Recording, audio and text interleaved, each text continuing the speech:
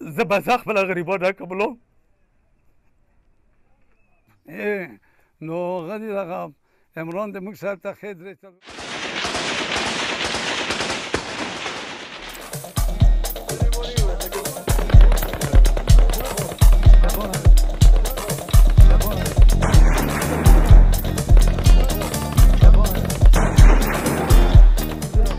د موږ په قبایلو کې په پښتنو کې دا روایت و چې یو میلمه ته راشي هغه خیال عزت یې کوو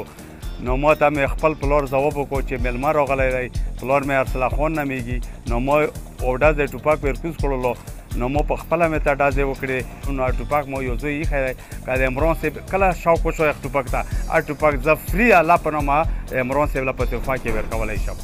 چې راغللو ویې ویل چې شته هغه ټوپک نو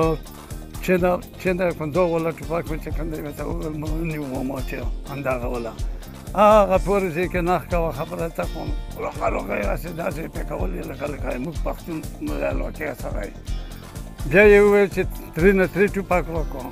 هغه یو ولا ټوپک مې ولا وستا مې ولا ورکړلو ما چې هم په دا وویله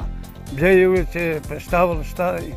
د ما سره غټو ژارو ولا تماچه وه روسیې هم مې ولا وباسله والله چې ټوپک نه یې په تماچه خپل یې ډزې کولې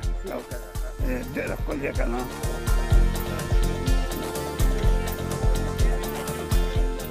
وایم ما ته دا ګیله شته چې د دیدار دی د ملاقات دی در سره ناستی دی ما شته نه ته پیسې غواړم نه ته بنګلې غواړم نه ته هېڅ غواړم